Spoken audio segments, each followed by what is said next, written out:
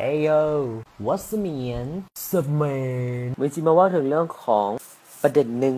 ที่ตอนนี้แบบมีใหญ่แบบค้างคาใจแหงรู้สึกบ่ไหวแล้วก็อยากอธิบายอยากว้าวอยากชี้แจงแล้วก็อยากแนะนำคือที่เฮาฮู้เนาะประเทศลาวเฮาก็บ่ได้มีแต่คนลาวก็จะมีคนต่างประเทศจำนวนนึงบ่ใกล้บ่ไกลก็จะแม่นประเทศเพิ่นบ้านและที่มีใหญ่จะเอามาเว้าในมื้อนี้ก็คือเสียงวิพากษ์วิจารณ์เกี่ยวกับไอ้น้องลาวเวียดเฮา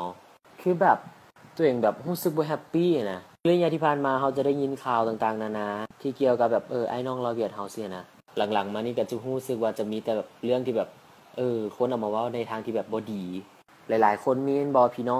องที่เป็นคนเวียดหรือว่าตัวเองอาจจะเป็น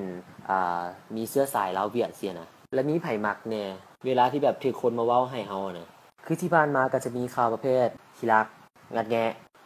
ขับรถต่ำประชาชนแล้วหนีล้อขายเครื่องก๊อปปี้และอื่นๆซึ่งที่เว้ามาเมื่อกี้นี่ก็ก็แม่นก็เคยได้ยินแล้วก็มันก็เป็นเหตุการณ์จริงที่ว่าแบบเกิดขึ้นมาแล้วแต่ที่มีอยากเว้าในมื้อนี้ก็คืออยากให้แต่ละคนน่ะปรับทัศนคติของตัวเองใหม่แน่ความคิดความอ่านและก็ความเข้าใจในเรื่องของข้อมูลหรือว่าข่าวต่างๆที่ว่าได้รับมาน่ะแบบอยากให้แต่ละคนน่ะคิดว่าในแต่ละประเทศน่ะมันก็มีทั้งคนดีคนชั่วแตกต่างกันไปนะบ่แม่นว่าจะมีแต่แบบคนดีก็ดีหมดประเทศชั่วก็แม่งชั่วหมดทั่วประเทศเวลาที่เฮาจะเว้าหยังออกมานะคิดและก็คิดให้มันหลายๆในก่อนที่เราจะเว้าปัญหานี้เกิดจากไผก็ให้เว้าให้หาผู้นั้นโลดอย่าเหมารวมอย่าสุไปใส่คำเว้าว่าพวกและก็พวกคือภาษาชนเวียดเนาะไอ้น้องเราเวียดหรือว่าคนที่มีเชื้อสายเวียดคนที่เขาเจ้าแบบประกอบอาชีพสุจริตน่ะมีหลายสมองเขาเจ้าก็ดีความรู้เขาเจ้าก็สูงหลายกว่าเฮาสูงกว่าเฮาก็มีฉะนั้นย้ำอีกครั้งเลยว่าอย่าเหมารวม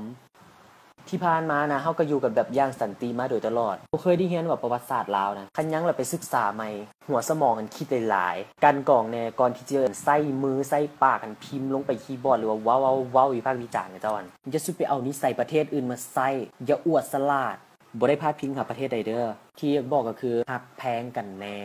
ข่อยบ่แม่นคนเวียดแต่ข่อยก็ฮักพี่น้องร่วมชาติเด้อฝากไว้ส่ำนี้แหละบาย